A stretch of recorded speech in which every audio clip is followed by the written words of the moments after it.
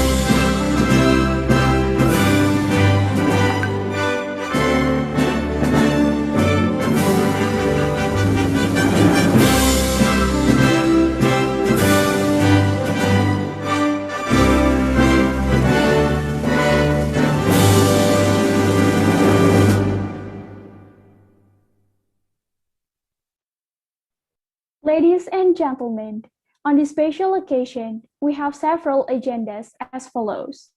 First, we have opening remarks that will be delivered by Bapak Rahmadi Murwanto, the Director of Politeknik of State Finance Stand.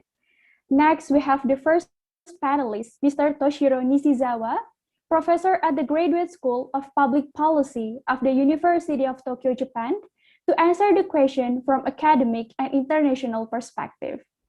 We also have our second panelist, Bapak Farid Arif Wibowo, the Head of Subdirectorate of Regulation and Public Policy Development of Infrastructure Financing, to answer the question from practitioners and Indonesian context perspective. Then we have Q&A session with our panelists that will be facilitating by Bapak Syam Budi, our moderator. And last but not least, we also have closing and photo session. Since English is not our first language and most of participants here is still learning more about English, for all of the speaker, please slow down and keep your tempo when you're speaking. But before we jump to the core of this event, I would like to say thank you for our panelists, Mr. Toshiro Nishizawa and Bapak Farid Arif Wibowo, for attending this webinar and sharing your experience with us. To kick off today's program, I'd like to welcome Bapak Rahmadi Murwanto, the Director of Politeknik of State Finance Fund, to deliver his keynote speech. Bapak Rahmadi, the platform is yours. Thank you, Rekita. Assalamualaikum warahmatullahi wabarakatuh. Good afternoon. Om Swastiastu, Namo Buddhaya, Salam Kebajikan. Ladies and gentlemen, first of all, I would like to thank Professor Toshiro Nishizawa from the University of Tokyo, Japan. And second, for Mr. Farid Arif Wibowo from the Directorate General of Budget Finance and Risk Management, Ministry of Finance, and also David Syam Budi Bakroh, our moderator today from the lecture of the Ketentuan. We are pleased with the both of speakers who are willing to take the time and become the resource person for this webinar. We know that in the last probably 1 year and around 3 months, we are facing with a very, very difficult situation because of COVID-19 pandemic. And this situation has squeezed the budget of every government, including the government of Indonesia, because we should set aside some of the funding to cope with the situation, to cope with the health condition, to cope with everything that is happening with the COVID-19 pandemic. The problem is there's not much resource that the government could afford today from the tax revenue, because at the same time, the economy is going down and the tax revenue also decrease very, very rapidly. And we also understand that in the private sector, there are also problems with the business, the investment also slowing down, and suddenly they don't know where to put their money. And it's very interesting because this is a kind of something that, in my opinion, like a marriage in heaven, where in one side, the government needs some resources to put into some kind of investment scheme, and in other sector there are some resources that can be used to do that. And if we look at the PPP scheme, this would be a very, very good avenue for meeting those two objectives. That's why, in my opinion, in today's discussion, it will be very interesting how the PPP scheme can be used as a solution to national economic recovery. I understand that PPP scheme will not be suitable for everything, but there are certain criteria for the investment that can be used. And one of the business or the investment that would be suitable for PPP scheme would be infrastructure. So if we somehow could move some of the resources from the government budget into the PPP scheme, especially for certain investment in infrastructure or something that around that area, then the government will have some more funds to do something to alleviate the pandemic of COVID-19. During this increasingly troubling situation, the government, especially the Ministry of Finance, faces a challenge in restoring the national economy. Time is much spending needed. There is much spending needed to control the spread of COVID-19 and to restore the national economy. The government has made various efforts to fund such expenditures. It is unlikely that the government will be able to meet all of the funding needs. And as one of the solutions would be using public-private partnership. Implementation of the project with PPP scheme will reduce the burden of state budget. And at the same time, the scheme of cooperation will continue to be pushed. Once the project completed, the management will be handed to the private sector so that the public can get the optimum benefit. It's quite a very, very good promise with PPP scheme, although we have to understand there are also something that we should consider in doing this. First, with the partnership with the private sector, there is a strong desire to become efficient, because in the private sector, you cannot do everything if you're not efficient.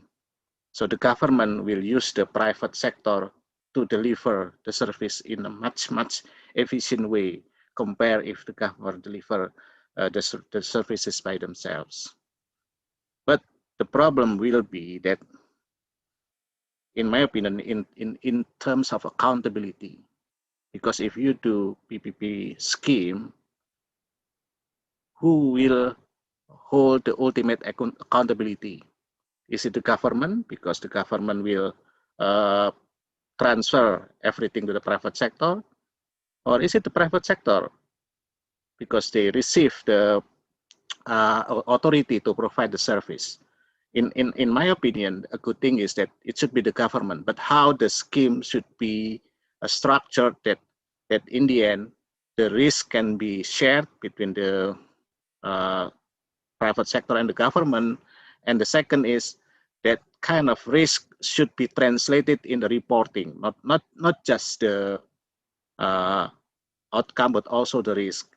And it's our big challenge, because we don't know how to provide a very, very good accountability. Here we have some people from audit office. They will be very, very eager to understand how the reporting should be done in the PPP scheme, how the assets should be reported, how the risk should be reported. And in my opinion, that would be a big challenge, because we don't want that nobody acknowledge whose asset is this when there is a problem with the PPP scheme. And we don't want the private sector to take all of the benefit without sharing the risk. So in this case, this webinar is one of the series of the our anniversary of the Politeknik of State Finance done. As academic, we feel moved to continue to contribute to the society and policymakers. Through the webinar, we hope that all stakeholders can understand the importance of national economic recovery for this nation. We are chasing with time. We all have limitation. We all are expected to minimize the negative impact of the pandemic and to restore the national economic quickly. Hopefully, these activities that we carry out today can be a way for Indonesia to rise, to emerge from this pandemic. We all hope that this pandemic is quickly over. It is also appealing to us that to make the best contribution to the nation. Anything we can do, no matter how small, will be very beneficial for Indonesia to overcome this pandemic. Congratulations for carrying this heavy mandate, and our continue awaits the best contribution for all of us. At the moment, I declare to open the webinar event officially. Hopefully, we can learn from Professor Nishizawa and Pak Farid, and we can have a very, very fruitful discussion. Good afternoon. Wassalamualaikum warahmatullahi wabarakatuh. Thank Thank you, Bapak Rahmadi, for the enlightening remarks, especially on this country awaits for the best contribution from all of us. With all of the limitation, we are all expected to minimize the negative impact of the pandemic and restore the national economy quickly. PPP scheme is kind of interesting solution that we could implement, but also there's something related to risk that we have to deeply discuss. That point are exactly what we need to hear. For Bapak Rahmadi, please kindly don't leave this room because we are going to have photo session before jump to the core of this webinar. Regarding to this photo session, please turn on your camera and give your best smile. The instruction will be guided by me. For operator, are you guys ready? Okay, we'll start in 1, 2, 3.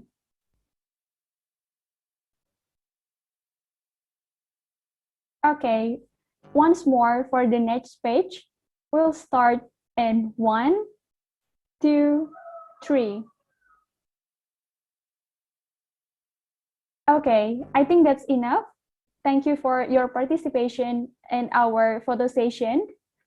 And now let's jump to the core of this event. COVID-19 pandemic comes like a black swan that no one can predict. The government policies in infrastructure development are considered appropriate to create jobs, maintain consumption, and accelerate economic growth.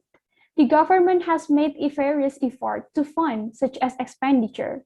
However, it is unlikely that the government will be able to meet these funding needs. And this is why the government needs to invite the private sector to restore the national economy through public-private partnership schemes. Here we have both national and international speakers to share their experience and insights that are related to public-private partnership schemes. To give brief introduction on public-private partnership schemes in Indonesia and also moderating this webinar, we have Bapak Syam Budi, who's already here online. Bapak David Syam Budi gained his master from University of Tokyo in Japan with major public policy. He is also candidate of postgraduate University of Helsinki, Finland with major social science. Bapak David was invited speaker at Law PDR arranged by World Bank in 2018. He has been actively writing research journals since 2016, and he is currently lecturer at Politeknik of State Finance Stand. For Bapak David, the screen is yours. Thank you very much, Mbak Gita, for introduce myself. And good afternoon, ladies and gentlemen. Thank you to Bapak Rahmadi Murwanto for opening this webinar.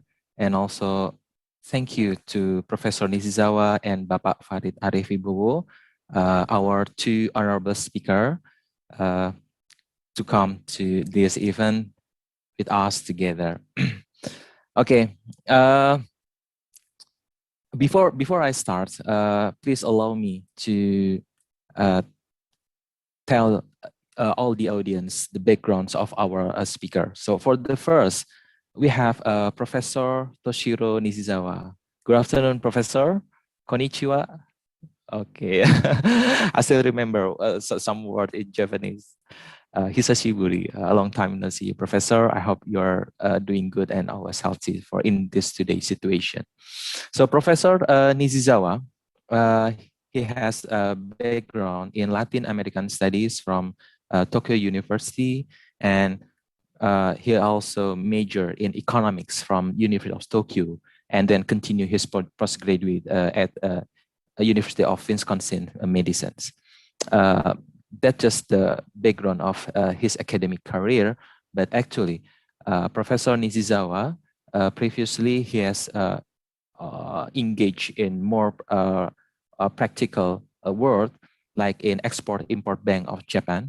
In Indonesia, we have LPAI or Exim Bank, and also he did a lot as a researcher, economic and policy advisor at IMF and the World Bank. And he also holds before some structural career as a director at Japan Bank for International Cooperation, or JBIC, and also then continue moving to Japan Finance Corporation. So a lot of experience in PPP from his past. And after he completed all of his journey in the practitioner world, he started to change and teach more, like in Osaka University and JBIC Institute. And then currently he's a professor at the University of Tokyo. Mr. Nishizawa has been actively engaged in policy dialogue and research activities with the main focus on emerging and developing economies in Asia. He has published a number of articles and written a chapter in a few publications on Asian economies, financing for development, public-private partnership, and sovereign risk assessment. That's the background of our first panelist, Professor Nishizawa. We may call him with Professor Nishizawa or Nishizawa Sensei. That's also appropriate to call him. And the second one, I would like to introduce our second panelist, Bapak Arif Wibowo. Selamat sore, Bapak Arif Wibowo. Selamat datang. Thank you for coming in this session. So please allow me to introduce your experience. So Bapak Farid Arif Wibowo currently is the head of Subdirectorate of Regulation and Policy Development of Infrastructure Financing from Directorate General of Budget Financing and Risk Management, or DJPPR, the Ministry of Finance Indonesia. And his background in education. So actually, Pak Farid, he majored in accounting, just like us, from Politeknik of State Finance from University of Gajah Mada, and then continue his Master of International in Development Economics from Australian National University. And last, he held a PhD in Accounting and Finance from Durham University. So his career starts from Fiscal Policy Agency, or BKF, from Center for Fiscal Risk Management, and after that, he promoted to Director General of Budget Financing and Risk Management. So basically, our second panelist is the expert on PPP, just like Professor Nishizawa. Okay, for this webinar, we have 3 sessions. So the first session, there will be a presentation from each panelist for 15 minutes. Yeah? And the second session, we have a panel discussion. We will ask particular question to both of the panelists, and the panelists could respond from their background and their perspective. Perhaps the panel discussion will take around 30 to 45 minutes. And the last session, we have Q&A session. So as Mbak Gita said before, all the audience, you might ask the question by raising your hand or typing in the chat box, or if you are hesitate to ask the question in English, you may ask in Bahasa. Okay, so don't worry in English. So we are here for study, so no one will scam you for this one. Don't forget, for all who asking the question, you will get a merchandise from us. And after speaks out your question, you may contact Pak Farid for explain your identity and your information, where to contact you, so we can send you the merchandise. So at first, let's start with the first session. So let's start with the panel discussion first. So I will tell some background before I'm asking the question. So President Joko Widodo declared in 2021 as the year of accelerating national economic recovery. So there are 5 main programs in supporting the national economic recovery. Among them are labor-intensive work, food security, information, communication, technology infrastructure, and support for industrial and tourism areas. The government policy in infrastructure development are considered appropriate to create jobs, maintaining the consumption level from the household and accelerate the economic growth. Nevertheless, funding is the main obstacle to the government in accelerating the national economic recovery. One of them is due to the economic contraction during the COVID-19 pandemic. However, pandemics cannot be blamed as barriers to economic development. So the question is, what do government and the private sector need to encourage national economic recovery and infrastructure development during the COVID-19 pandemics? How could it be done? And what about its political aspect? So before all the questions raised to all the panelists, let's have our presentation from the first panelist. So Professor Nishizawa, please, the floor is yours. You can have your presentation.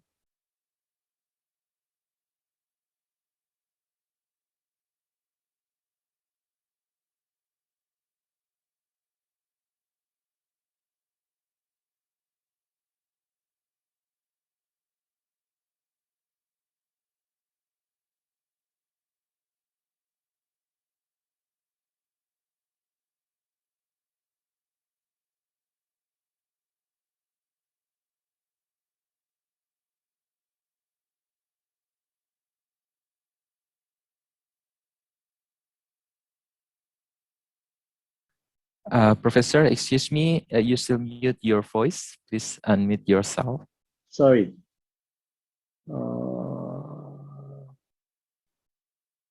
Okay. Thank you very much, David, for a very kind introduction and giving me this wonderful opportunity. I really am grateful to Stan for giving me this opportunity, exciting opportunity. Thank you, Rahmadi Murwanto. I'm so much excited to talk to you and talk to experts, audience. And Farid, Arif, Wibowo, I look forward to listening to your views and have some discussion afterward. And I'd like to share my experience on PPPs with you, but also I'd like to learn from the participants. Just David kindly introduced me, share my background, but I want to add one thing before I talk about PPPs. I've been working with my counterparts, friends in Indonesia since 1999, more than 20 years. That is the reason why I'm so excited. I'm so grateful. Unfortunately, we cannot come to Indonesia, but with this technology, we can have very, very intimate feeling. And I hope that we could have a very candid discussion on the issue. Okay, because the time constraint is very is there, and I'm supposed to speak within 15 minutes, so I will move ahead. I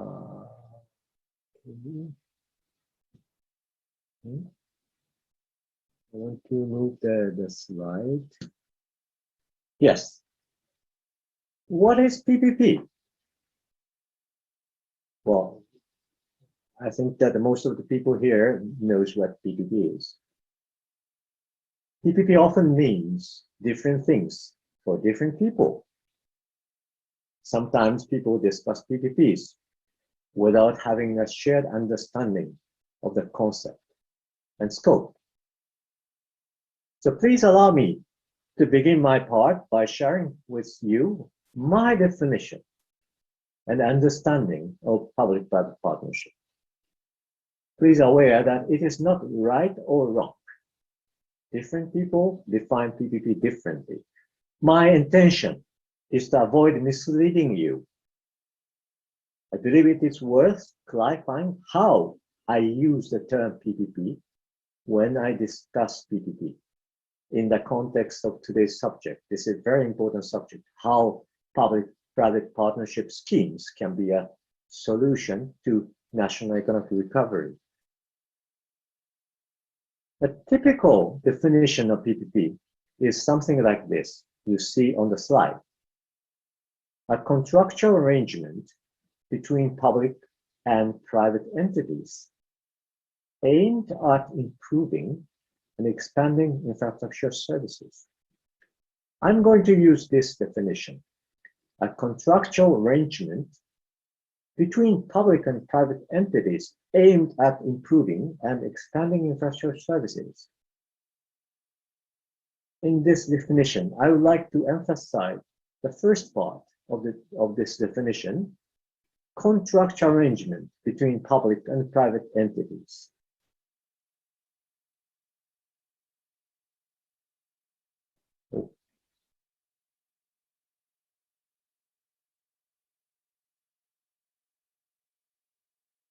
Contract arrangement means that both public and private entities are supposed to agree to legally binding contracts. It is beyond the simple client-supplier relationship. Both public and private actors have to agree on their responsibilities and obligations. It is not unilateral. A contractual arrangement for infrastructure services provision is long-term because of the nature of infrastructure services. Therefore, PPP can be defined as a long-term contractual arrangement between public and private entities aimed at improving and expanding infrastructure services.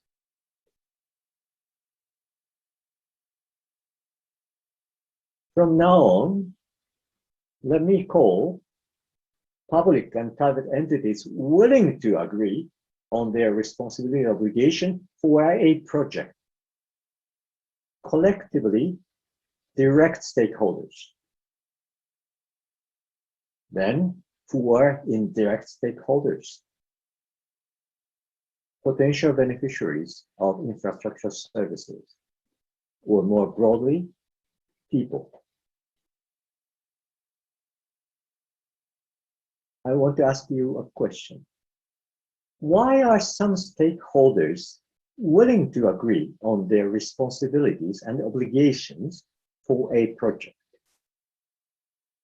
Why are some public sector and private sector players willing to become direct stakeholders in a project? What is the motivation? What are the benefits from agreeing on their responsibilities and obligations for a project?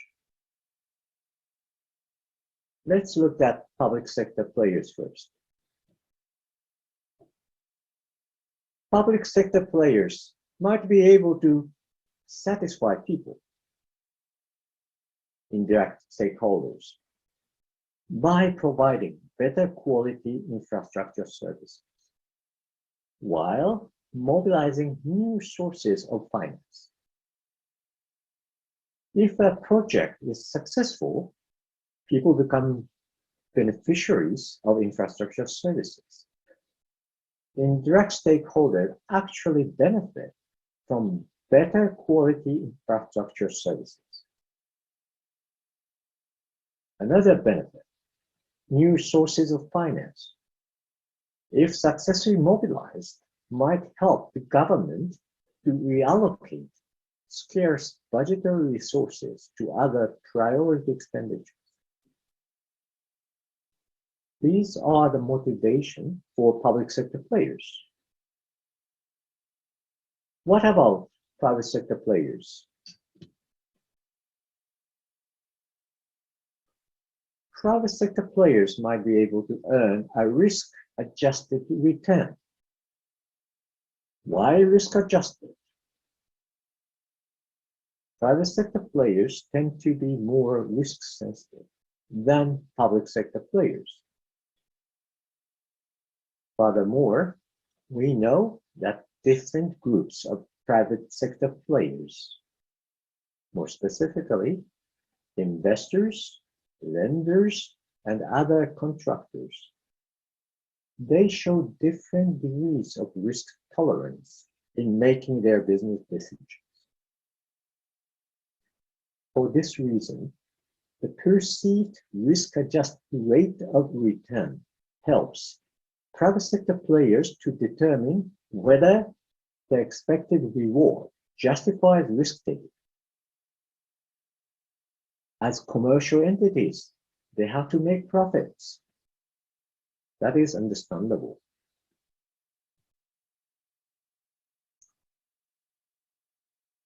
Again, why are some stakeholders willing to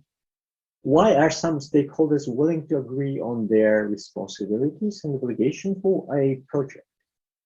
Agreement to assuming responsibilities and obligations means risk-taking.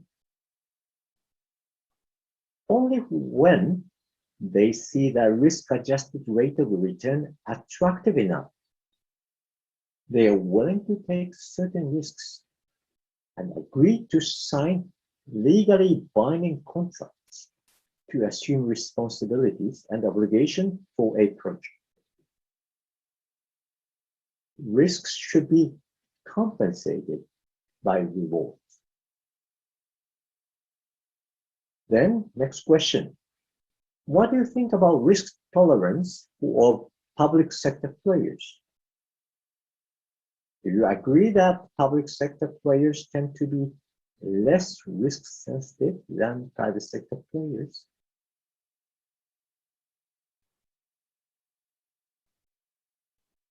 I would say that PPP is not a magic wand or quick and easy solution. Why? Project risks do not disappear by adopting PPP schemes. Direct stakeholders are expected to share risks to launch a PPP project. Since PPP is not unilateral, not only private sector players, but also public sector players have to assume certain responsibilities and obligations for a project. In other words, public sector players should take certain risks. And actually, public sector players are taking certain risks by signing the contract for a project. Therefore, public sector players should be sensitive to risks as well.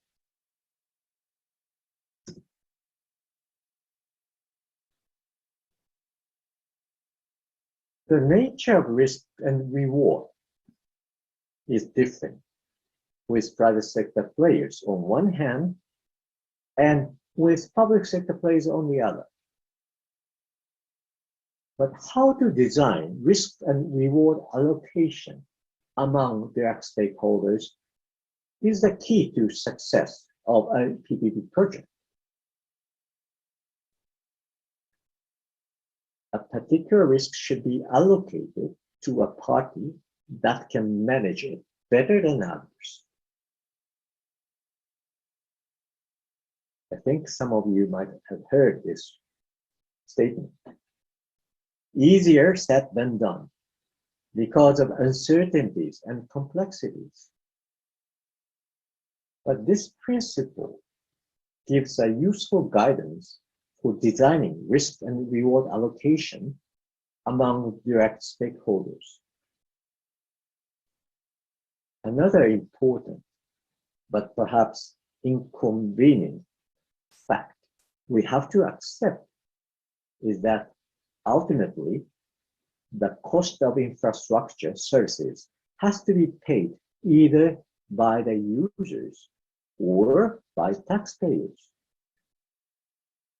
Taxpayers can be both current and future, your children. There is no free lunch.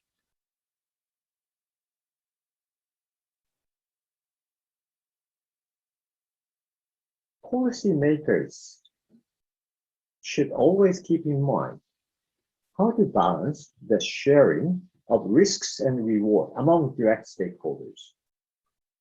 In addition, policymakers should always consider how to allocate costs and benefits between direct stakeholders and indirect stakeholders. Let me start by looking at the sharing of risks and rewards among direct stakeholders from policymakers' perspective.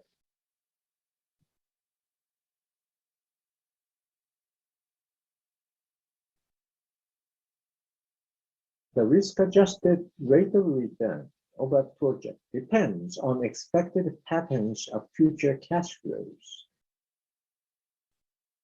And the risk-adjusted rate of return needs to be attractive enough for private sector players, and for investors and lenders in particular to provide finance. Private sector players tend to seek public sector support in the form of subsidies or guarantees to join a PPP project. Why? Because of uncertainties, in particular entail in pricing on infrastructure services, or uncertainties entail in demand and risk-sensitive attitude of private sector players. Government support is always what they need and they want. Policymakers should make judgment whether to go for a PPP option or not. Conventional approach. By carefully considering whether infrastructure services with a PPP option are accepted as reasonably satisfactory by people, while beneficiaries or taxpayers are convinced to pay the cost.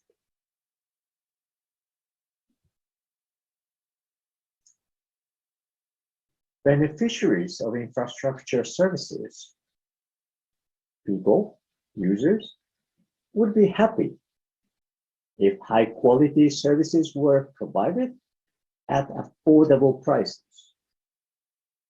However, it is only possible with government subsidies bringing about fiscal difficulties. The government and eventually taxpayers,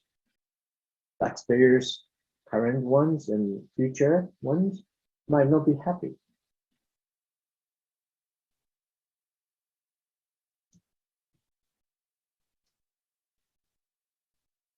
PPP in the post-pandemic era. This is MRT. We were shocked and suffering from the pandemic. Many PPP projects are in trouble. PPP projects are vulnerable to any event beyond what is normally expected. Why? Because PPP projects rely on the return, future cash flows of the project for repayment of the debt.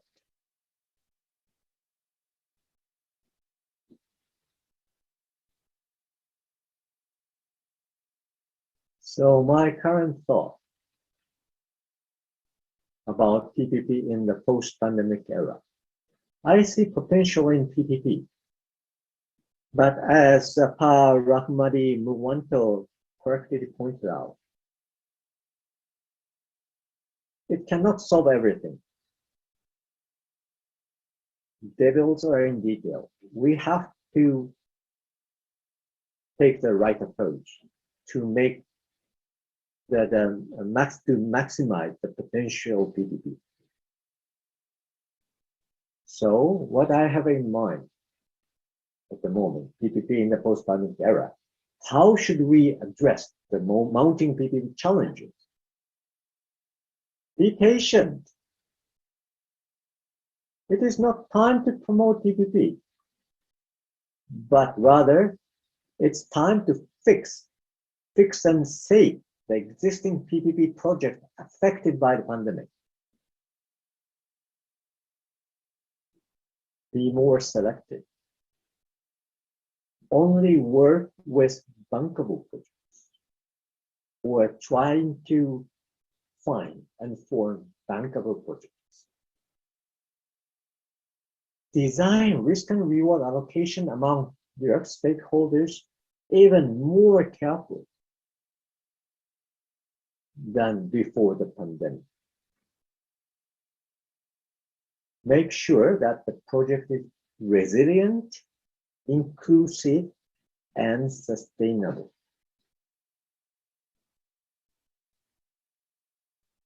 Creativity and enabling institutional environments are needed. And continued efforts to strengthen human and institutional capacity is also very important. On this last point, I believe the role of STAN is critically important because it educates people, it trains people as professionals. So I'm very glad and I'm very honored to share my thought with those promising future policymakers and experts, professionals, to solve the problem, to address the mounting challenges. So this is it. Thank you very much. Terima kasih. Terima kasih. Terima kasih kembali, Professor. You're welcome. Thank you very much for your presentation. Now we have shared the same understanding about the PPP concept. So what you explained really interesting for us. You also explaining definition of PPP, the motivation, the trade-off between risk and return. And you also say that we should collaborate with bankable institutions, but the problem is in the banking sector, they just lending to the bankable, but from the SME perspective, most of them are feasible but not bankable. So they can get the access to the credit enough to going for export. And you also mentioned about the MRT. They are calling for help during this pandemic because yes, the project cash flow is really in burden because of lack of demand from the household and the users of the public transportation. So thank you very much for your presentation. Now we have the second presentation from Bapak Farid Arif Wibowo. Please, the platform is yours, Bapak Farid. Yeah, thank you, Mas Moderator, Mas David. Please allow me to share my screen. Yep.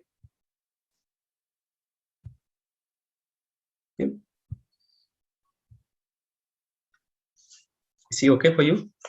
Yeah, hopefully it's clear enough. Yeah, thank you, Mas David, for your very kind introduction. First of all, I would like to say thank you to the organizer of this webinar, especially Pak Rahmadi and all the PKN STAN team.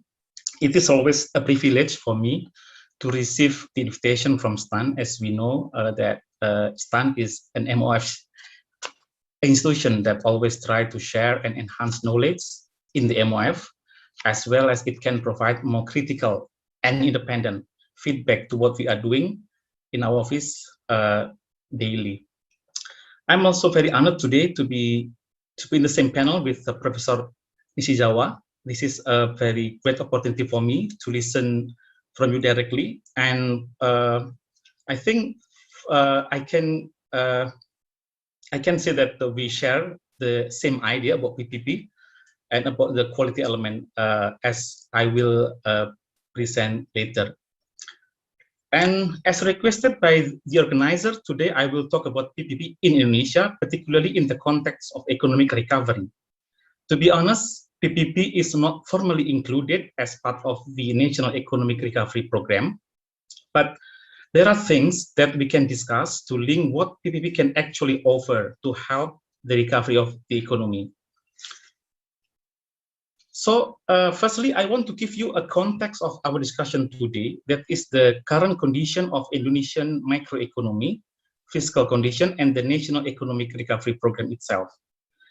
As we are all aware that the impact of the current COVID pandemic has contributed significant impact to every dimension of people's life, including, of course, health, social, economy, as well as businesses. Such pandemic calamities were well reflected in some macro indicators, which almost all the figures show drops in growth. If we see the year-on-year 2020 figures, it shows that economic growth fell to minus 2.07%. The growth of household consumption dropped into minus 2.6%, and other growth components also show negative figures. I think only the government consumption shows some positive figures. And as a response to that, the government of Indonesia has made a budget refocusing program which reallocate some less urgent spending into COVID pandemic priorities, mainly health and social security. Such program was set as a National Economic Recovery Program, or Pemulihan Ekonomi Nasional, or we can usually call it PEN, PEN. Basically, the program focused the spending on health, social protection, we can see in the table, MSME support, or micro, small and medium enterprise support, incentive for the business, and some other priority programs. As you can see in the table, there are massive spending, both last year and in the current year, for all those focus sectors.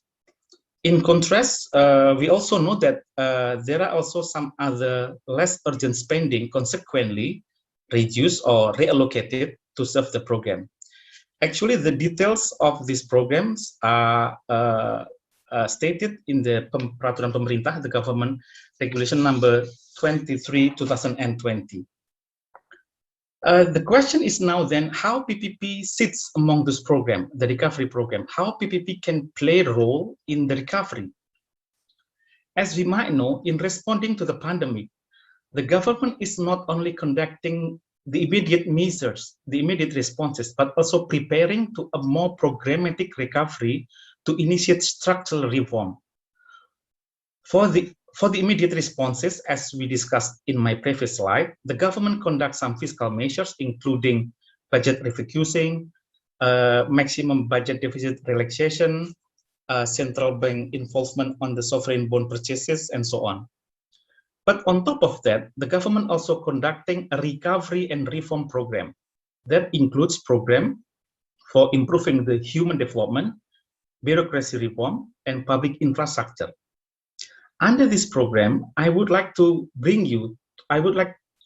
introduce the notion of transformative recovery. This term has been widely used to represent recovery with better quality of development and growth in terms of sustainability and inclusiveness, etc., as Professor Nishizawa also mentioned previously. Indonesia has very good experience actually in getting out from crisis and coming out with policy reform that benefit the economy in the long term. In our context, we usually call this as Sadli law or Hukum Sadli, which refer to our previous minister, which says that bad times often makes good policy. We have some good records on that. For example, during the Asian financial crisis in 1998, we were able to deliver reforms on central and regional balance, or hubungan pemerintah pusat and daerah, on banking sector as well. At that time, we also produced the law on the central bank, as well as on the governance of state finance, or Undang-Undang Pengelolaan Keuangan Negara.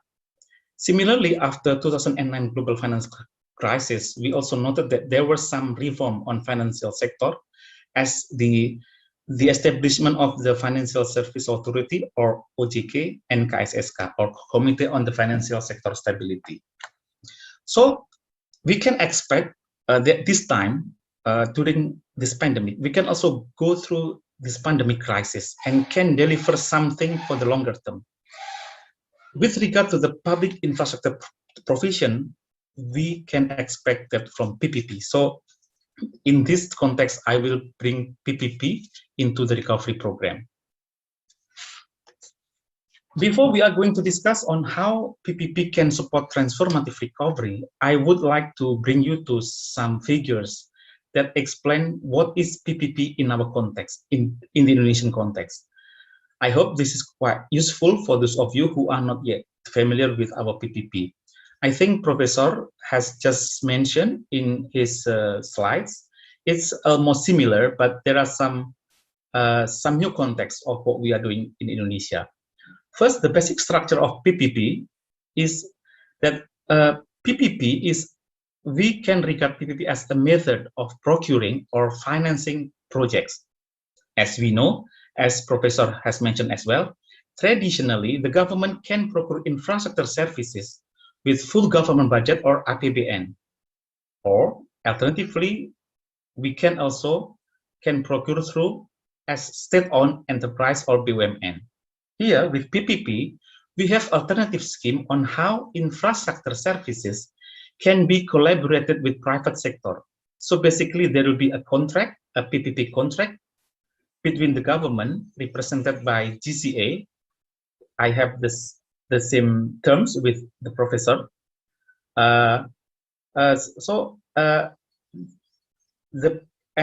With the private company here, the private company represented by an SPV or special purpose vehicle.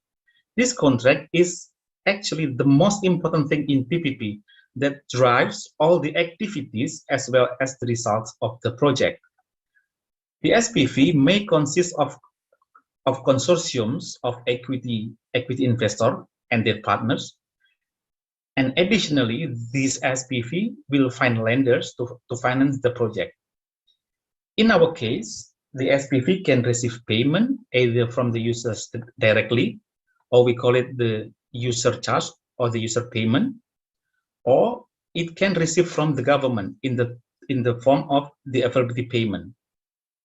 The GCA on the left-hand side may receive support from us, from the Ministry of Finance, in the form of a fiscal facility. It can be a project development facility, or PDF, or Viability Gap Fund, or VGF, or government guarantees. As has been mentioned by Professor Nishizawa, it is justified on some basic principles. The first one is value for money. We need to convince ourselves that PPP is better than the conventional procurement. How? We use the value for money method, which shows how PPP can provide more efficient and better quality. And the second one is the risk allocation. I think Professor Nishizawa has deeply explored about this. And the last one is service versus assets. Previously, the government are always thinking about assets. When we are spending, we are thinking about how we build bridges, how we build roads, how we build schools. But actually, our task is actually providing services to the people, to the society. This PPP actually try to bring our mind, our paradigm into services rather than into assets. In Indonesia, PPP has to go through certain process. As we can see here, the PPP process starts with planning or perencanaan. It followed with a preparation or penyiapan, and then transaction or bidding, and then it goes to construction and operation. It may take a long time. It depends on the complexity of the project and the capacity of the GCA actually on how to understand the scheme. It may take 2 years of of a preparation, it can take shorter time. It depends on the complexity of the project. Here, this slide is trying to show you how PPP in Indonesia is developed. PPP in Indonesia actually has been started since 2005 when the government issued Presidential Decree number 67/2005 as the main PPP framework. Almost 5 years after the framework, PPP had not been able to deliver any project at that time, either prepared or signed with private sector. The government actually identified some gaps in the policy and then came with some solution, including the establishment of the Indonesia Infrastructure Guarantee Fund, or PTPI, and PTSME as well as the Infrastructure Fund. Not until 2011 when we can deliver projects. The first PPP project is the Central Java Power Plant project, and then followed by Umbulan coming into our PDF. This just trying to show you how the PPP policy faced some challenges, some dynamic, some political pressure, and so on. In this slide, we also trying to show you how PPP project pipelines are developed. There are ups and downs from time to time, showing the dynamic variation and how PPP are prepared and signed. Here we have some figures, the number of projects, as well as the value of investment of the project, both in terms of project prepared and project signed. Because not all the projects prepared can be signed, so there are some differences in the numbers. Despite all the challenges, PPP actually has shown quite satisfactory progress, if we may think. As we can see, there are projects across Indonesia from Sumatra to Papua with various sectors involved, such as toll roads, drinking water, as well as the energy and transport. Mostly they are toll road sector, and some water projects also are coming, and we have some new sectors, as we will see later.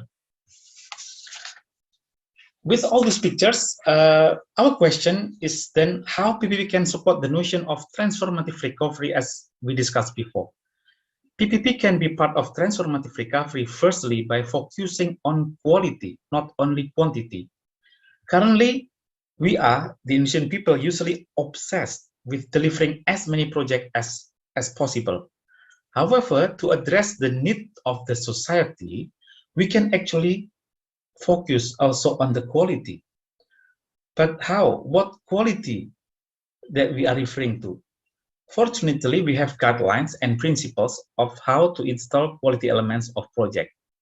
The G20, where the Indonesian presidency will be coming next year, and we are very active in that, has endorsed principles of quality infrastructure investment in 2019 under the presidency of Japan.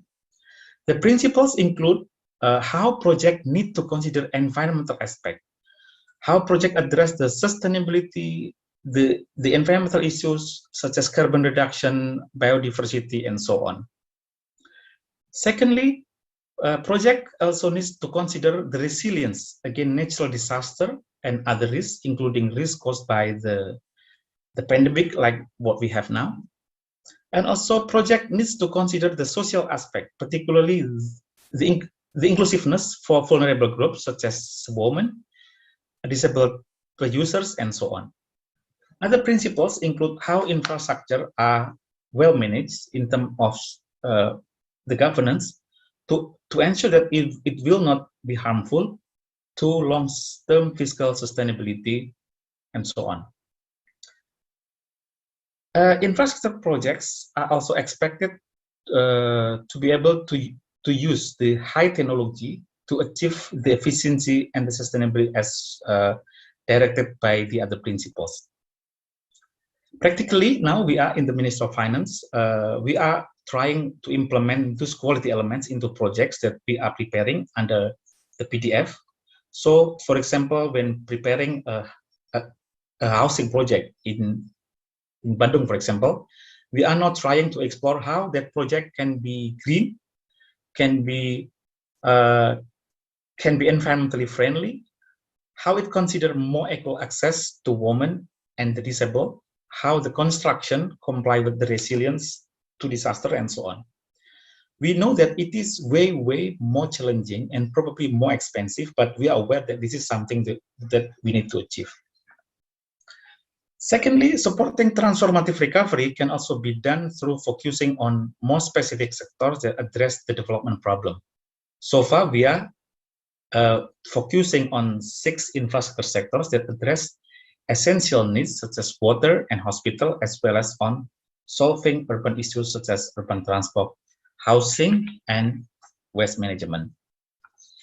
So, to conclude, as we discussed, the government has taken the right decision to take the immediate responses for the pandemic, focusing speedy recovery in handling the pandemic and providing safety.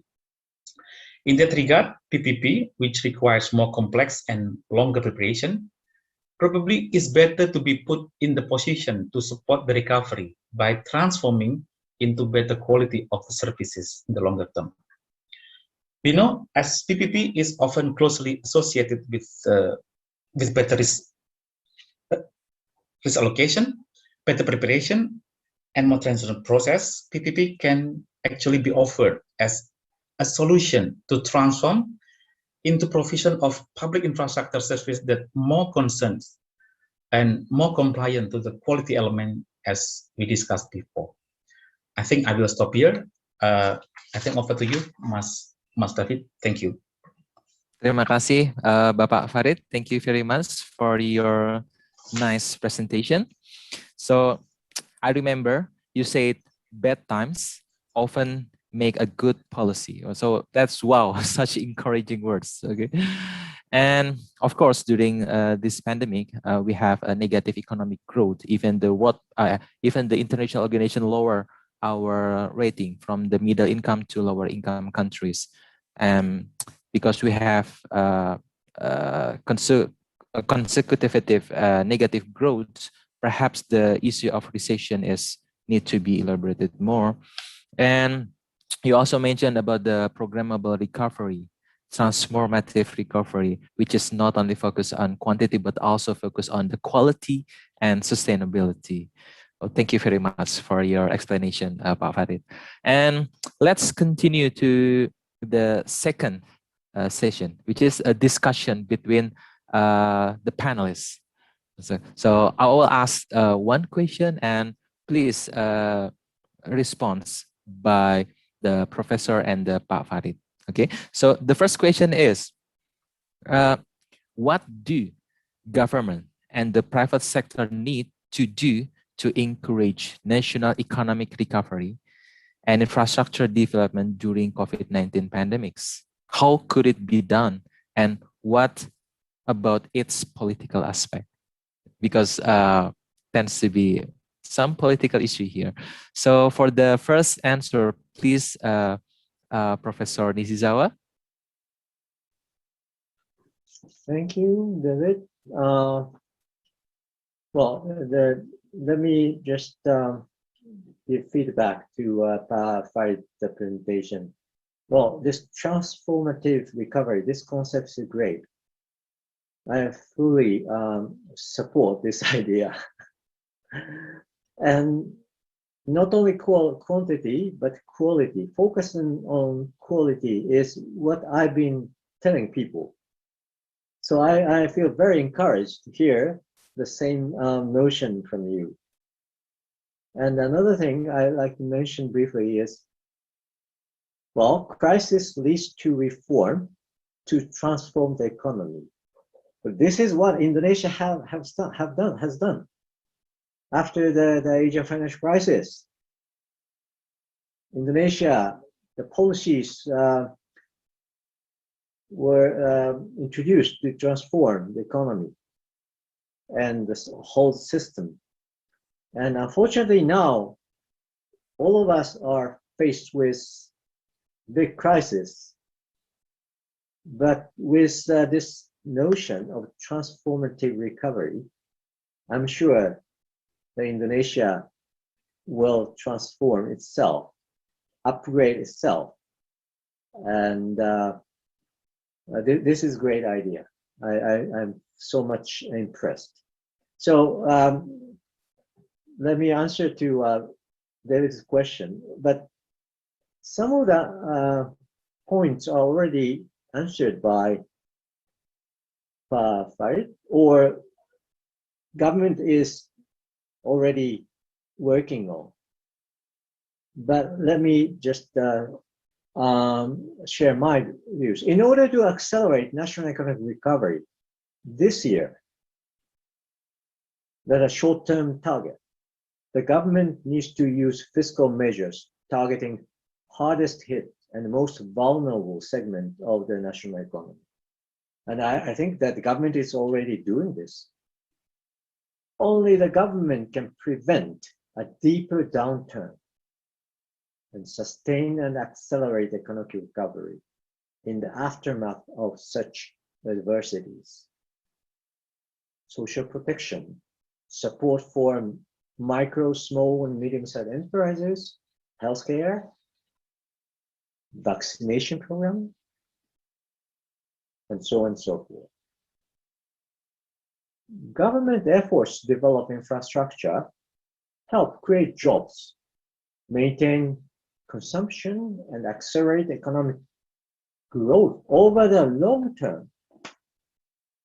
But infrastructure development itself, I believe, should not be seen as a short-term or emergency demand-side stimulus to the national economy.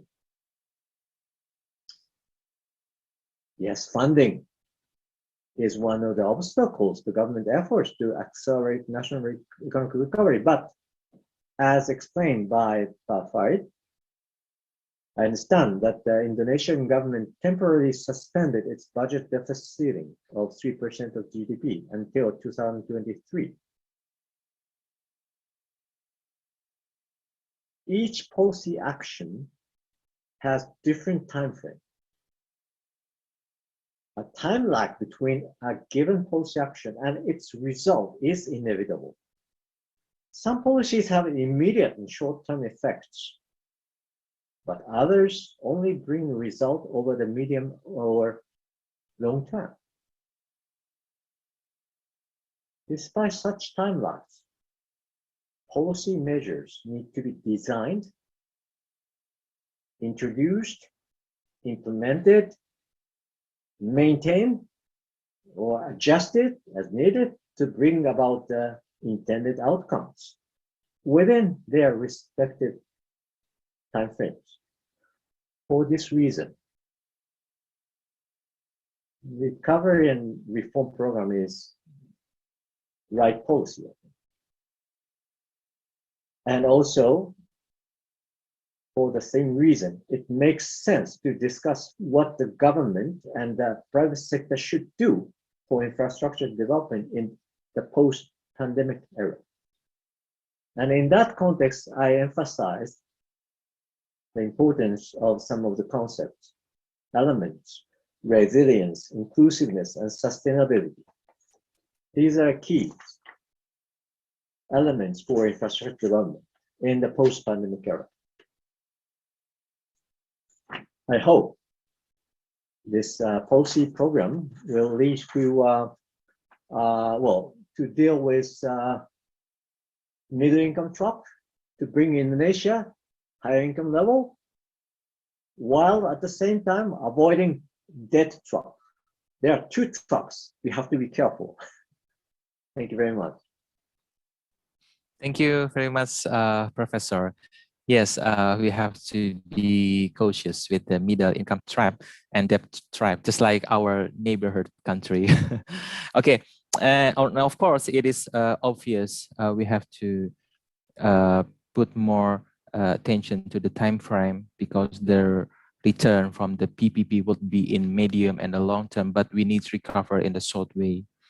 And I'm also agree with with your statement about the resilience.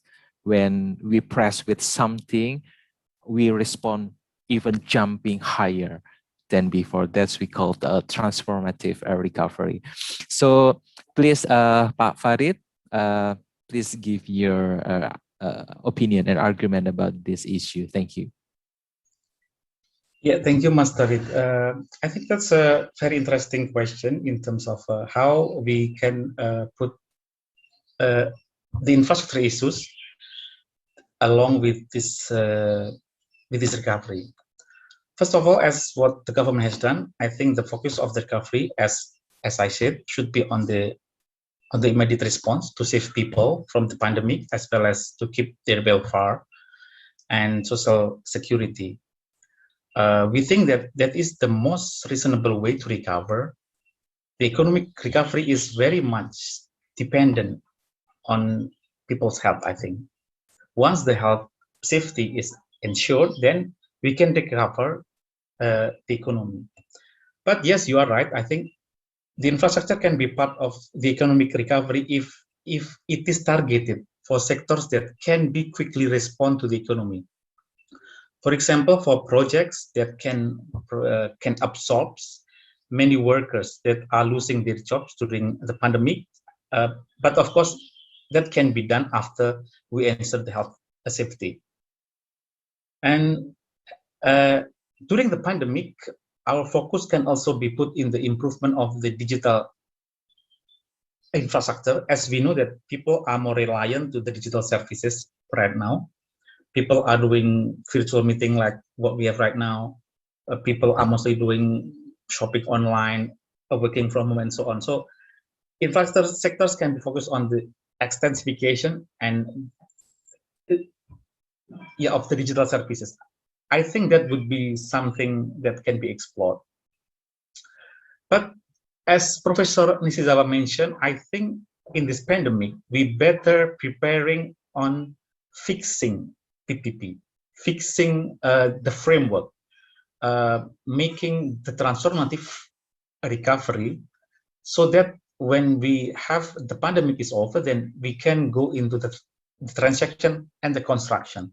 Because PPP is not for 1 or 2 years, PPP is such a long-term contract. So then one thing that we can do today is by preparing ourselves with a better arrangement, a better scheme, how to prepare when the pandemic would be over. I think that's my point. Thank you, Mas Farid. Terima kasih, Bapak Farid. Thank you very much. You point out the importance of digital infrastructure refocusing. And I'm also agree that you mentioned about the fixing the framework. Yes, you agree, because during the pandemic, most of investors, they are holding their money. So when the pandemic is over, that's the time for us to run directly after the pandemic is over. And perhaps from your presentation, perhaps project development facility put more action in this issue, because this is kind of in a preparation context. And let's move to the second question.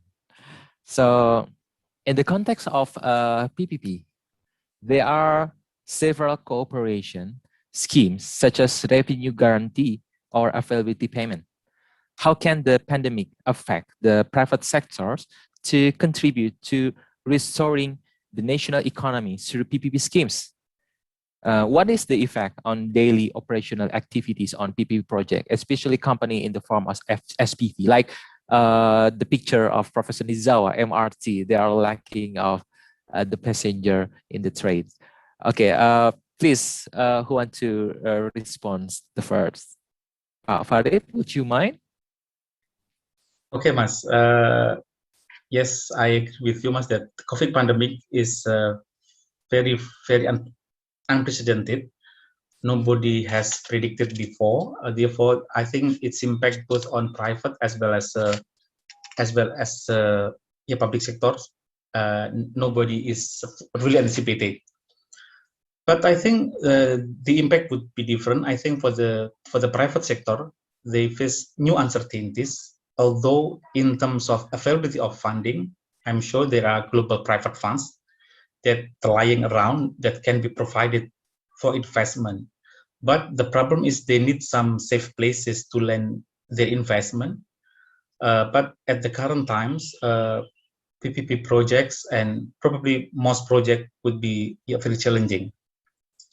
For public sector, we know that most the government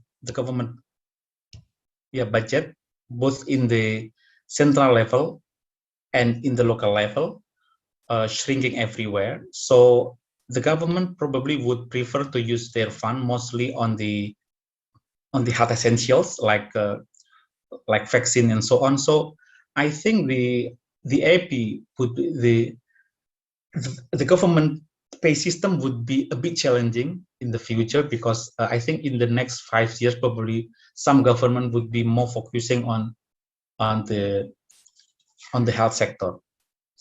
But I think the picture is not that pessimistic, because PPP is, as I said, is not only prepared for 1 or 2 years. PPP can be prepared for longer time, so we don't need to be that pessimistic. And so the thing is that now we can prepare our projects, and then when the situation is ready, then we can come out and then offer the project to the private sector. On your question about the impacts of pandemic to the daily operation of PPP companies, I can tell the story that yes, there are PPP companies that really struggling, especially those projects that use the user sub mechanism, because demands are drop everywhere. If you know toll road project, as we can see that the users are not using toll road as much as before the pandemic, particularly because there are some restriction and so on. However, fortunately in here we have a solid framework on how to handle that. We have the IGF, the PTPE. So I can say that the mechanism is working very well to prevent the PPP the PPP contract from the collapse or termination. So I think we have so far working very well in this PPP contract during this pandemic. Thank you, Mas. Terima kasih, Pak Farid. Thank you very much. Yes, these pandemics will be really burdensome for PP project with user payment mechanism. Yes, because there are lack of demand in this situation. But don't worry, we have IIGF, Indonesia Infrastruktur Guarantee, from our fund, IIGF, and funds. Okay, funds. Thank you very much. And right now we are focused on the health sector, and when the time is come, yes, we are ready to moving forward. Professor Nishizawa, please, would you mind to respond to the second question? Okay, thank you very much, David. I already mentioned the answer to the question in my presentation, some, but I will again share my thought. So PPP projects are extremely vulnerable to any event beyond what is normally expected, because the PPP project always rely on cash flow projections. Private lenders rely on the future cash flows of the project for repayment of the debt. So with collapse of demand, the original scenario is not there anymore. And this is technically the so-called non-recourse and limited recourse financing. It has benefit, but also the weaknesses. Unlike corporate financing, the project company as described by Farid, SPV, is something like a conduit or a pipe through which project cash flows are channeled back to the lenders. So unfortunately, existing PP projects need to be renegotiated among the stakeholders, and the contract might need to be revised accordingly. So as I mentioned, toward the end of my presentation, we have to be patient. This is a tough time, but the government support is there. Government can support with many channels, from many different channels. It is time to fix and save the existing PV project affected by the pandemic. And another medium and longer term challenge, natural and health calamities are becoming almost predictable these days. So we have to make systems or infrastructure, whatever, more resilient.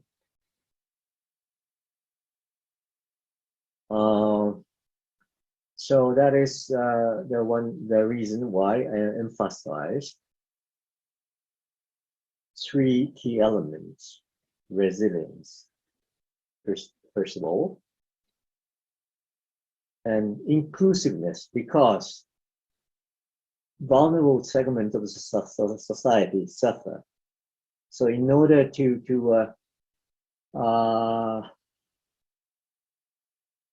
make people safe and healthy, inclusiveness is necessary, and sustainability in environmental sustainability, economic sustainability. All these sustainabilities should be there. So this is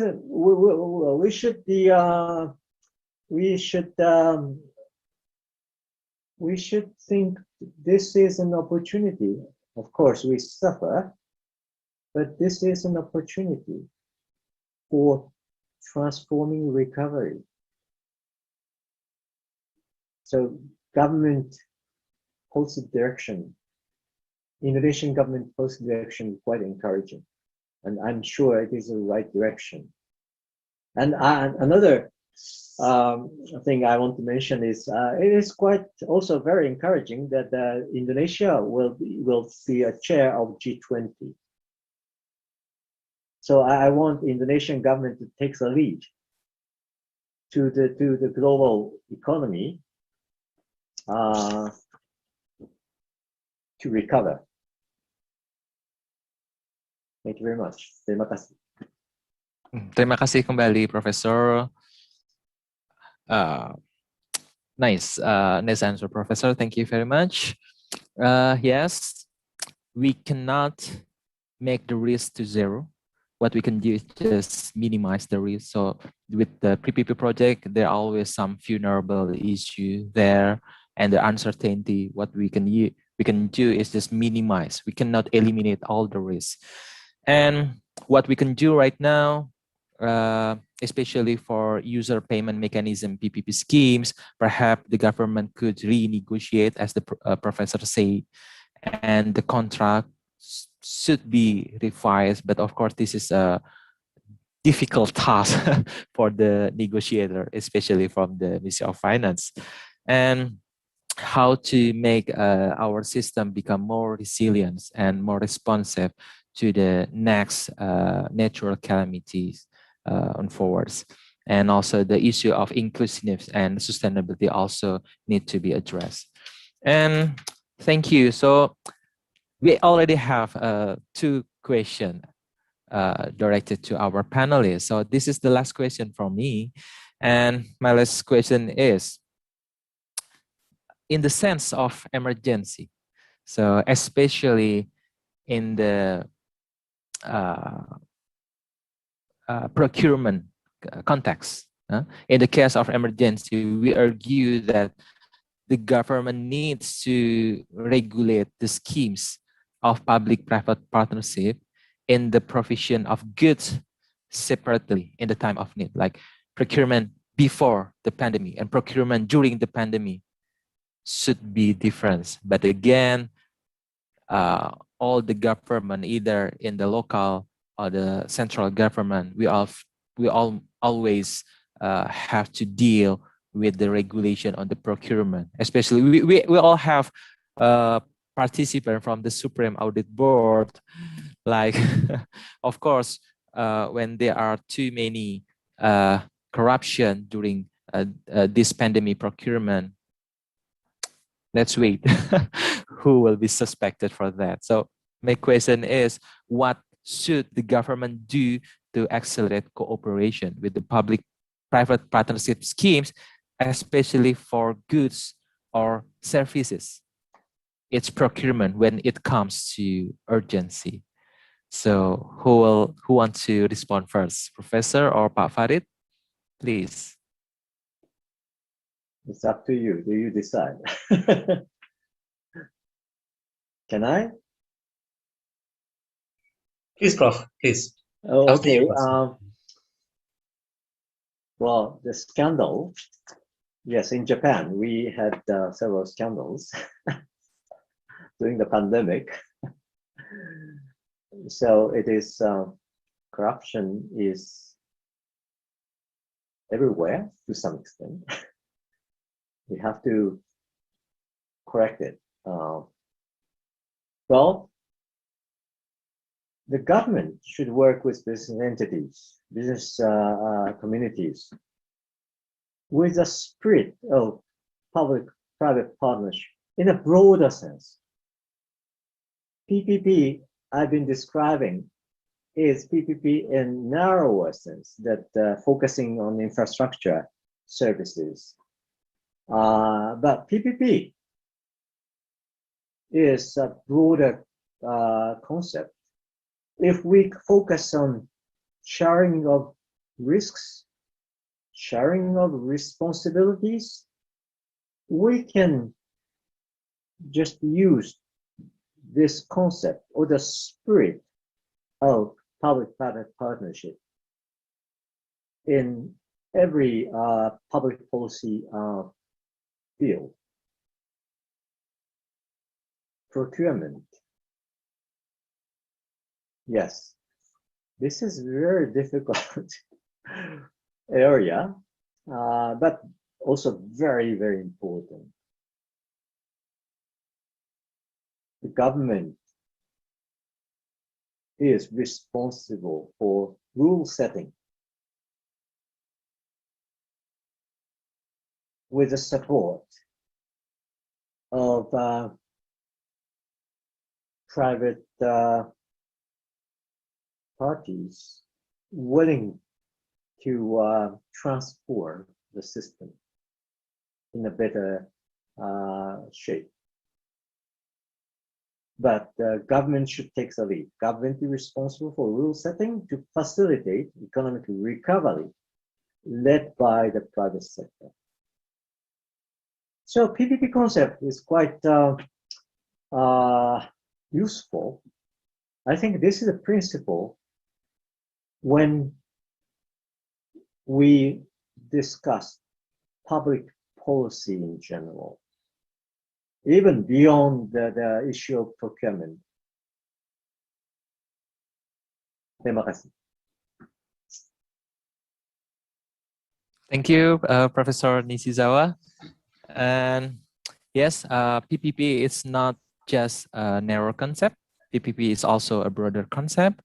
And because of that, when we want to sharing the risk, we can utilize the PPP concept. And of course, the government regulation should be adjusted to the current condition as you proposed. And please, Pak Farid, please respond to the last question. Thank you. Yeah, thank you, Master Rick. Firstly, I would like to quote what Pak Rahmadi has said, and as well as Professor he also mentioned just now that, yeah, Professor said that PPP is not a magic wand. And Rahmadi said PPP is not a solution for every project. So I think that two sentences is really covering of the idea that we need to be careful in using PPP. For a project to be procured through PPP, we need to convince ourselves and our stakeholders, of course, that we need to make kind of justification that doing project with PPP scheme is better than conventional budget procurement scheme. We need to go to through certain methodologies to find that for that project, PPP can be more efficient. PPP can give a better outcome. That's the most important thing. If we think that goods or services that we want to deliver to the public is very urgently needed, then we probably don't need to use PPP. It would be probably more costly to give it to the private sectors with PPP. If we think that we need to do it very quickly, then we might better go with the budget conventional procurement. And if there is no money left in our pocket, we might need to raise financing either from loans or bonds or tax and so on. But the highlight is that we need to be very selective in using PPP. I agree with what Professor Nishizawa said, that we need to pick PPP as a scheme of sharing risks and rewards. That's the thing. And secondly, I want to emphasize that we need to use very carefully the word acceleration. We are Indonesian always try to accelerate everything because we think that we might left behind our peers and so on, our neighbors, etc. But the acceleration, there is a big risk that we might miss many things that we need to do. In practical way, to be honest, PPP is not a scheme to accelerate projects, because with PPP, we want to have a better project, not a faster or quicker project. That's my point. Thank you very much. Thank you, Pak Farid. Yes, not only the quantity, yeah? Not as much as possible, but also we also consider the quality itself. Thank you very much. Such a nice discussion between these two panelists. Thank you very much for your explanation. And then let's move on the last session, which is we have a Q&A section here. All the participants already raised some question to the panelists. So I will share the screen about the question. The first question is kepada Bapak Farid ya, dari Ibu Ana from Fakultas Ekonomi Bisnis di Universitas Pakuan. Her question is, can state capital participation atau penyertaan modal negara, what we call PMN, still be applied to project in the public-private partnership scheme? So please, Pak Farid, please respond to this question. Yes, thank you, Mas David. Thank you to Ibu Ana. I think this is a good question. Yeah, as I mentioned in the slides, that PPP is different to BUMN. Yeah, so if we think about PPP, then we will not regard PMN as a kind of thing that can be put into PPP scheme. So if we use term PMN, then we are dealing with the BUMN or the SOEs. But if we dealing with PPP, mostly the government, we are not putting PMN or the capital into the project, but we are providing support such as VGF, such as PDF, such as guarantees. That is in the context of Indonesia. Probably we can discuss later. Actually, the government can also provide some equity financing in the project. But in our context, so far we aspirating the PMN regime and the PPP regime. So to be more straightforward, if we are dealing with PPP, we are not using PMN. PMN is something that we provide to the SOEs only, while PPP is not the SOE. PPP is a different scheme that attract private in a contract, which is not always the SOE. That's my answer, Pak. Thank you. Thank you very much, Pak Farid. Yes, I definitely agree with you. PPP is different with penyertaan modal negara. In case of PPP, majority of funds are provided by the private sectors, but in PMN, perhaps the government plays more funding on the project. And let's move to the second questions. We have question to the Professor Nishizawa. There is a question in Bahasa, but perhaps the professor already answered it directly to the participants. And this is the second question from Rizka Nur Rahmawati, student from diploma in treasury from a Politeknik of State Finance Stand. As we know that some private sector would compete at the first stage to change the project from government, but when they already took the project and sadly they couldn't fulfilling the contract or their responsibility in this stage, society always blame and criticize the government, stage of the host. In some condition, it could lead to trust issues toward the government or distrust. What's your opinion about this? Should the government the one who take full responsibility or not? Please, Professor, respond to this question. Okay. This is the someone who what's her name? Just well, blaming government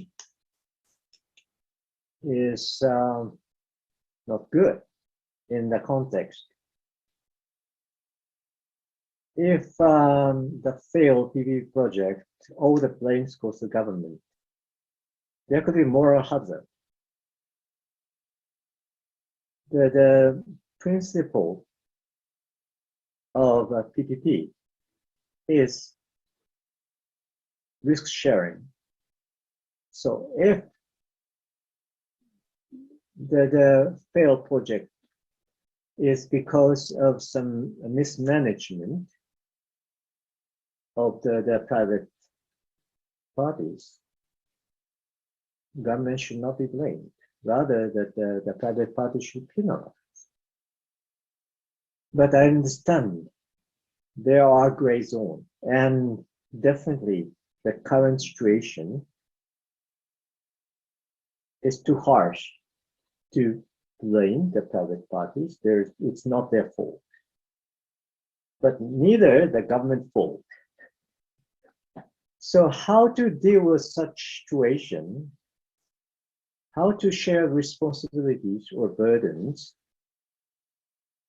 I think under the current conditions, government should take the lead.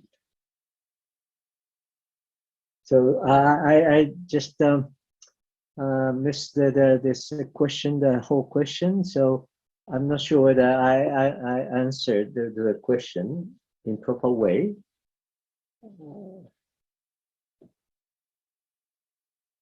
Is my answer in line with expectation? Or? Perhaps the participant will ask the professor directly to say whether he answered correctly or not. Oh no? Okay. Let's how about move to another question because we have some limitation in time. And we have the third question from Bapak Eko Nugroho. He comes from Supreme Audit Board, so his auditors, I think, so, perhaps. Based on the best practice, where the asset generated from a PP scheme should be reported, are they should be stated as the government asset or not? Because this conclusion could lead to many consecutive action for the government. Please, the question is for both the panelists. Would you mind to respond, Pak Farid, first?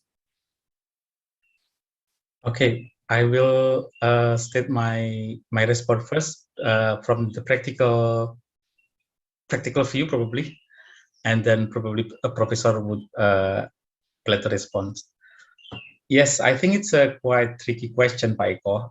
I know this has been going long time. I mean, the debate between us as the policymaker and the auditors, whether the asset should be recorded as a government asset in our book, because the issue is that what we are thinking is more on the services. Yeah, we are as the policymaker trying to change the paradigm that we need to focus more on services, because previously the government officials need to always think about asset without really think about how to operate the assets, how to provide the services to the society. But then we know that it needs to be recorded somehow, somewhere. But the question is actually when and where. Yeah, actually we have some different regime actually, because for the asset we use the recording of PMN or Barang Milik Negara, but at the same time we also have a regime of the accounting system where the asset is recorded as part of the balance sheet. So we need to kind of streamlining between those two.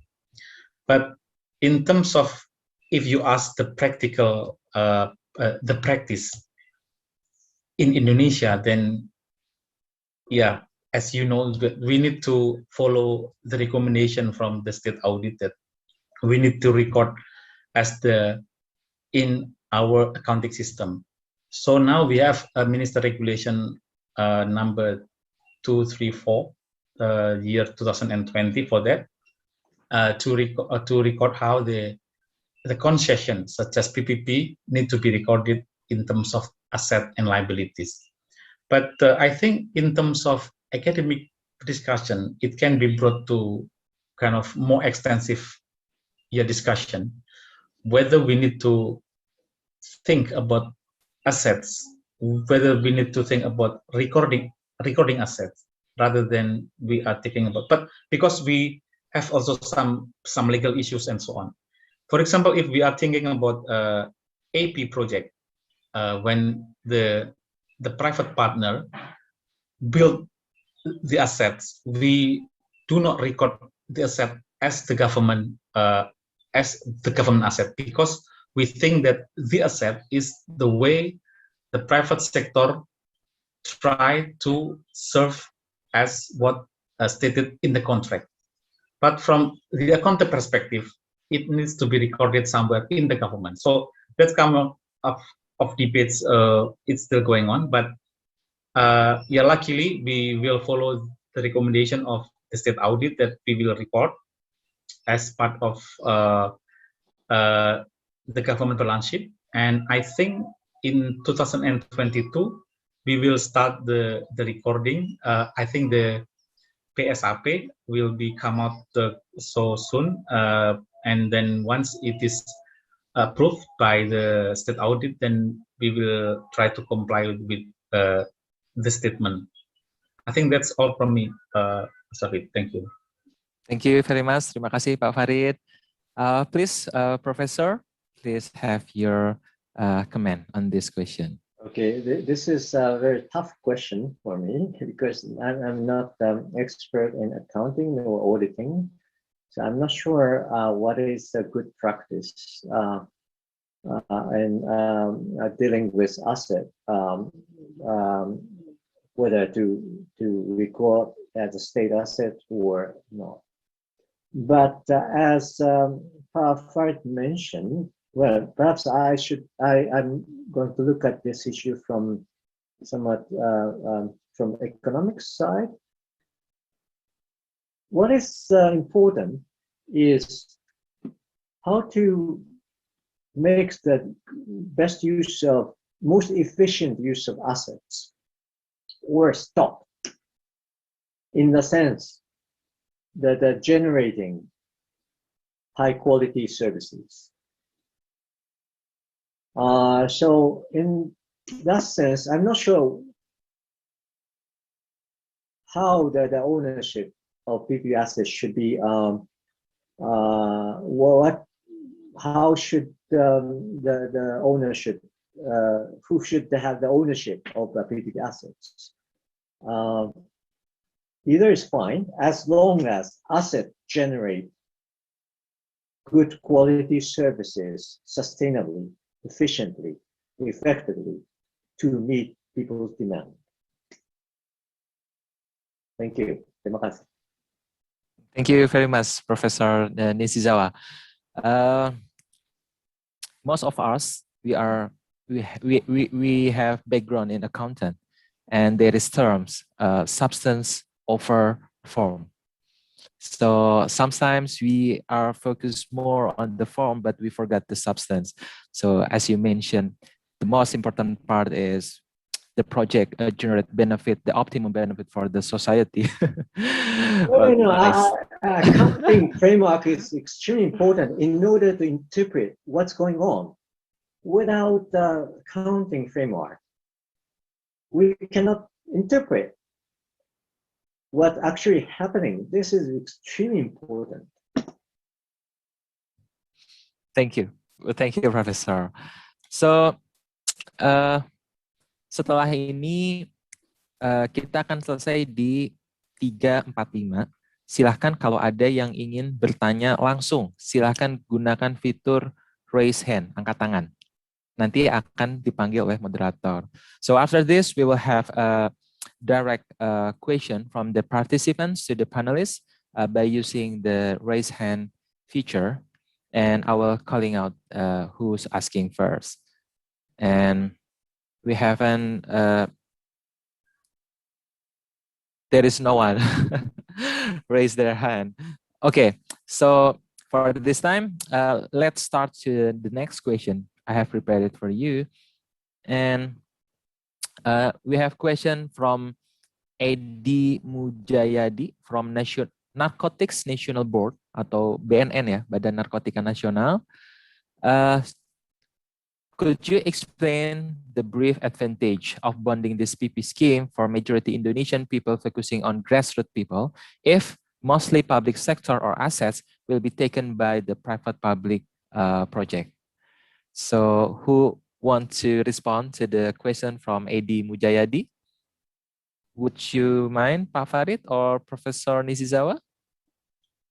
Can I start, Prof? Yeah. Yeah. Thank you, Pak Edi. The first one that I would like to clarify in this PPP that private sector does not overtake the asset. So the services is still on, the project is still owned by the public sector. Private sector is only trying to serve with a contract and will not overtake all the things from the public side. So, for example, in the case of for example, say water company, if we have a water like PDAM, then PDAM will still be the authority to regulate the tariff. The private sector then will provide the water to the PDAM, and PDAM then will channel the water to the users. So, and we have some concerns that the tariff that need to be paid by the users need to be affordable to them. So that's why we give them the VGF. So there is nothing taken by the private side on the services. The private side would not be able to charge directly to the users with the tariff that they will determine. For example, in the toll roads, as you can see, the tariff is still determined by the Ministry of Public Works, not the BUJT, not the toll road companies. So the private companies only try to serve what are in the contracts without really taking over all the asset and the services.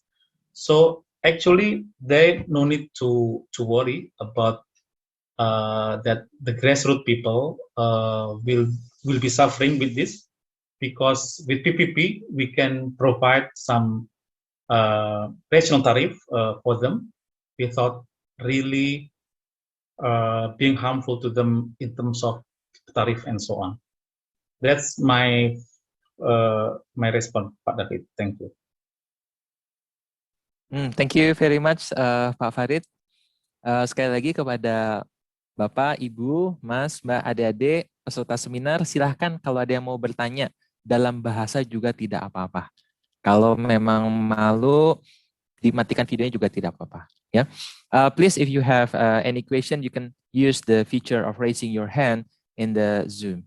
Okay, let's move to the next question. I will share the screen. And the second question is from Mustika Aditya Arum, a student from PKN STAN also. She asks about the risk and reward sharing in the PPP, how the government convinced the private sectors to sign the project, referring the risk and the reward in this pandemic condition or in its unstable condition. Pak Farid already answered. Would you mind, Professor, to answer this question?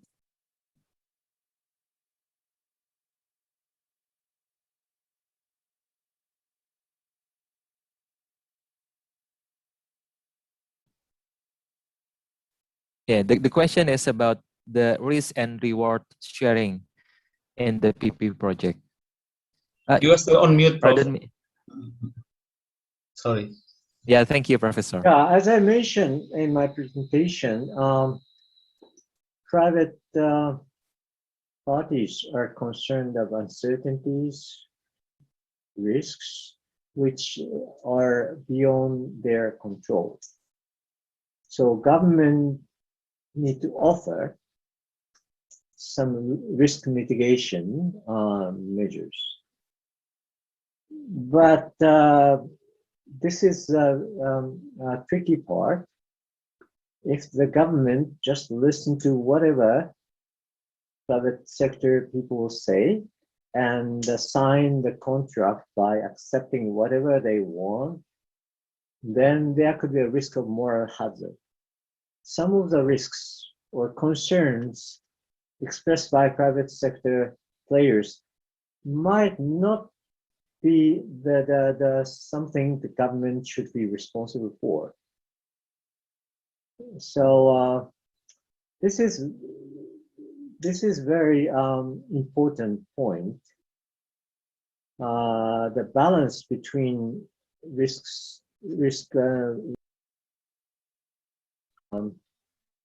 how to allocate. This is crucial issues to make to launch a PPP project. I think that Indonesian Ministry of Finance is very disciplined, has discipline.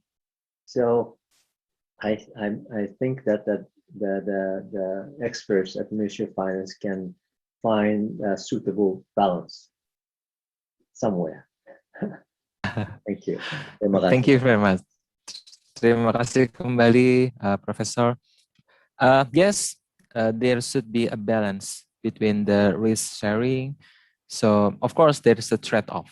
And the name is trade-off. So we can choose the right part or the left part. So it should be in the middle between.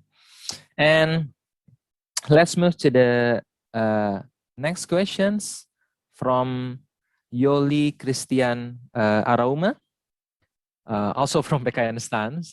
This question to both panelists who wants to answer. During this pandemic, what sector of public-private partnership project that can encourage economic recovery in Indonesia? And which PP project is sustainable for pandemic since purchasing power is low and there is social restriction in Indonesia. So would you mind to answer, Pak Farid or Professor Nishizawa?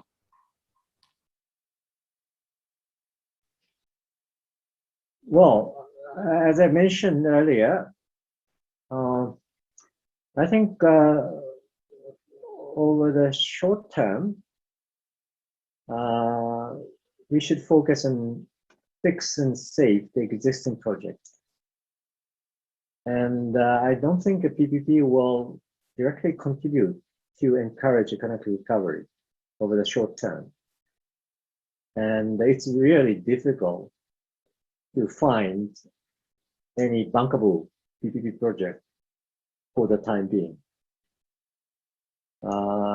This is my short, the answer to your question. But over the long term, I think that Indonesia, with a large number of people, large population, and also still growing relatively faster than other emerging economies, I think the demand will be back. So I think there are bankable projects in urban transportation or whatever, where the demand will be growing. Thank you. Terima kasih. Thank you, Professor Nishizawa. And actually, we are running out of time, and since no one raised their hand, then we will move to the last question from Gabriel, also student from PKN.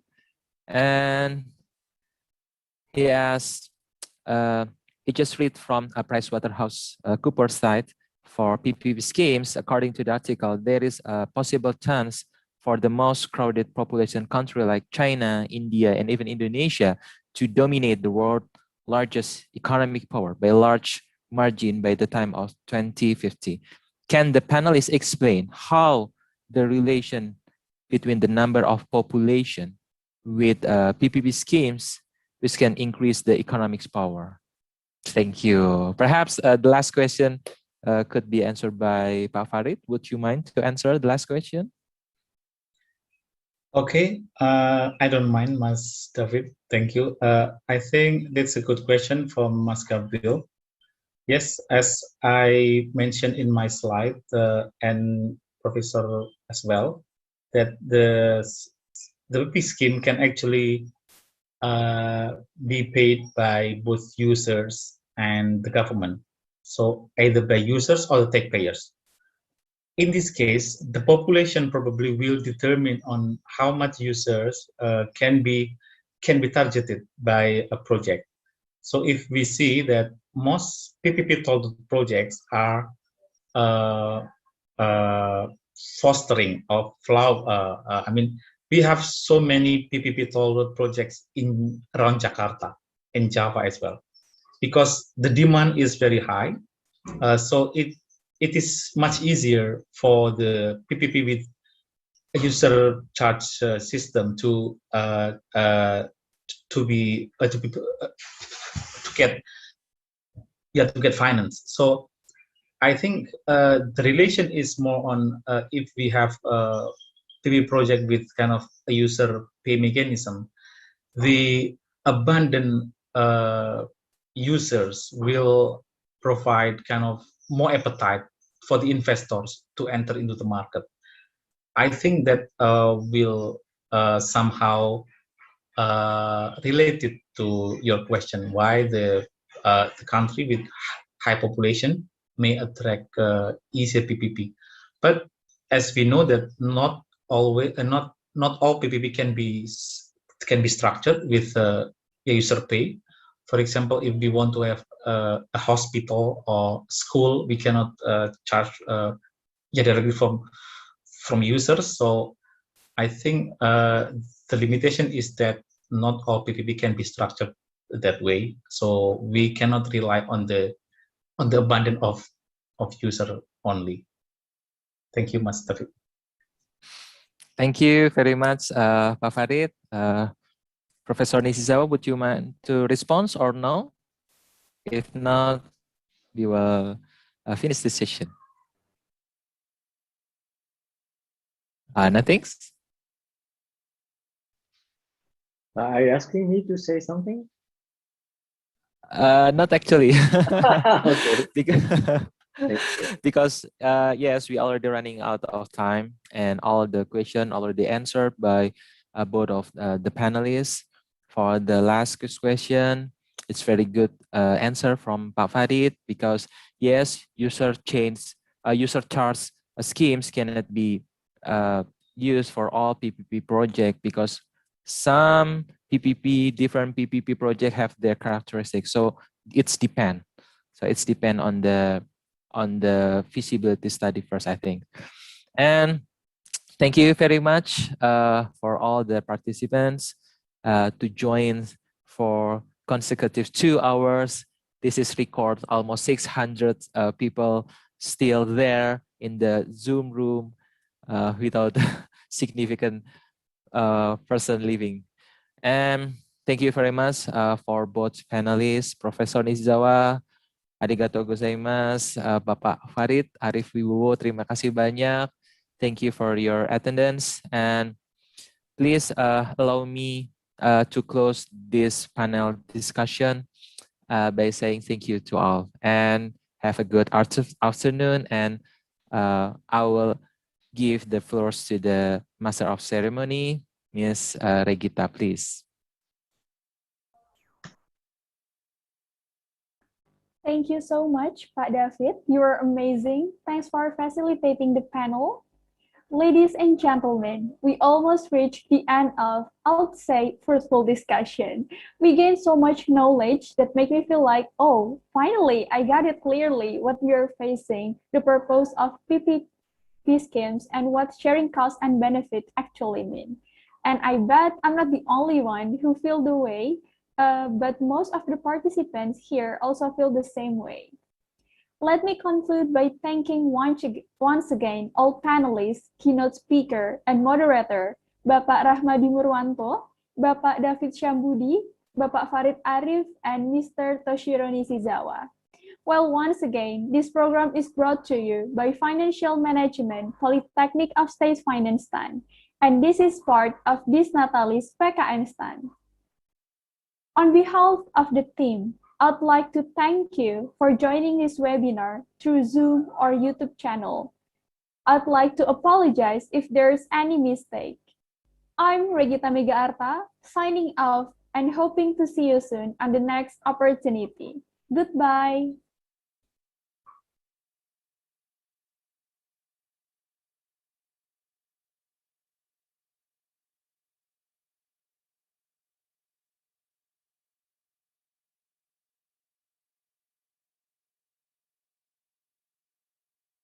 Thank you very much. Terima kasih. Terima kasih, Profesor. Domo arigatou gozaimashita. Please Thank keep you, in touch. Terima Thank you, bro. kasih, Pak Farid.